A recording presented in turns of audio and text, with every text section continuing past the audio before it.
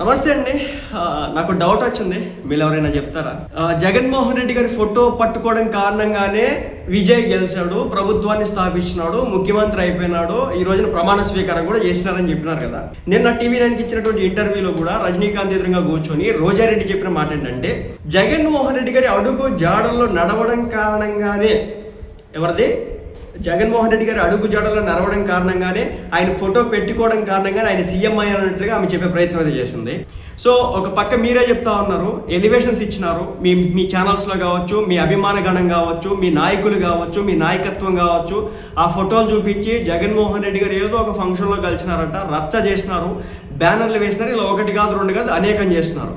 మరి ఇంతకీ జగన్మోహన్ రెడ్డి గారిని ఈరోజు జరిగినటువంటి ప్రమాణ స్వీకారానికి విజయ్ పిలిచాడా లేదా? ఆయనే మోటివేషన్ ఇచ్చాడన్నారు, ఆయన అడుగుజాడల్లో దారిలో నడిచాడన్నారు. ఆ జగన్మోహన్ రెడ్డి గారు వేసినటువంటి పాత్ మొత్తాన్ని కూడా కంప్లీట్గా అసలు అవపోసాన్ని పట్టుకొని నడిచాడన్నారు. నడిచాడా? విజయ్ నడిస్తే తన గురువు గారిని పిలిచాడా? ఆయన తమిళనాడు, ఇన్ ఆంధ్ర సంబంధాలే లేవు. సో ఓకే, రిలేషన్ ఉందంటున్నారు కదా, అక్కడ రాజకీయ ప్రత్యర్థులు కాదు కదా. స్టాలిన్ని పిలవలేదంటే ఒక అర్థం ఉంది, పళనిస్వామిని పిలవలేదంటే ఒక అర్థం ఉంది కదా. ఇప్పుడు అక్కడ సోనియా గాంధీ కొడుకు రాహుల్ గాంధీని కూడా పిలిచినాడు కదా. సో ఎక్కడైనా జగన్మోహన్ రెడ్డి గారు రాహుల్ గాంధీ నిలబడినటువంటి ప్లేస్లో ఉండాలి. ఎందుకంటే ఆయనకు ఒక పాత్ చూపించినటువంటి వ్యక్తి, ఒక దారిని చూపించినటువంటి వ్యక్తి, ఒక వేని చూపించినటువంటి వ్యక్తి. సో ఒక దారిని చూపించినటువంటి వ్యక్తిని, జగన్మోహన్ రెడ్డి గారిని పక్కన కూర్చోబెట్టకుండా రాహుల్ గాంధీ గారిని విజయ్ గారు పక్కన కూర్చోబెట్టుకున్నారంటే దాంట్లో ఉన్నటువంటి అర్థం ఏంటి చెప్పగలరా? చెప్పే ప్రయత్నం చెయ్యగలరా? నాకు ఆశ్చర్యం వేసింది. అరే ఇప్పుడు కూడా ఎలివేషన్స్ చేస్తూ ఉన్నారు ఏంటి? ఇలాంటి హై రావాలంటే సొంత జెండాను నమ్ముకోవాలి, పక్కోడి జెండా కాదని చెప్పి పోస్టులు పెడతా ఉన్నారు. సొంత హై రావాలంటే ఎవరిది? సొంత జెండా పెట్టుకోవాలి. విజయ్ ఎంతమందితో పొత్తు పెట్టుకున్నాడు తెలుసా మీకు? ఎన్ని పార్టీలతో పొత్తు పెట్టుకుంటే ఇప్పుడు గవర్నమెంట్ స్థాపించడం జరిగిందో తెలుసా మీకు? తుమ్మితే ఊడిపోయేటటువంటి పదవి ఇప్పుడు అది. చెప్పే కదా, తుమ్మితే ఊడిపోయేటటువంటి పదవి ఇప్పుడు విజయ్కి. నేను అపోజ్ చేసేటటువంటి వ్యక్తిని కాదు, విజయ్ని ట్రోల్ చేసేటటువంటి వ్యక్తిని కాదు, విజయ్ యొక్క సింపథైజర్ని.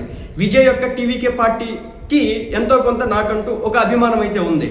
ఎందుకంటే విజయ్ ఒక పవన్ కళ్యాణ్ గారి వీరాభిమాని.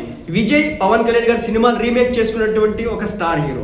విజయ్ పవన్ కళ్యాణ్ గారి అడుగుజాడల్లో రాజకీయాన్ని ఏ విధంగా చేయాలో అదే విధంగా చేసినాడు. మీకు ఎగ్జాంపుల్ కావాలంటే ఇదే తమిళనాడుకి సంబంధించినటువంటి అనేక పార్టీలకు సంబంధించినటువంటి వ్యక్తులు ట్రోల్ చేసే క్రమంలో పవన్ కళ్యాణ్ గారు ఏ విధంగా అయితే రాజకీయం చేసినారో అదే విధంగా చేశారని చెప్పేసి వీడియోలు సర్క్యులేట్ చేస్తున్నారు.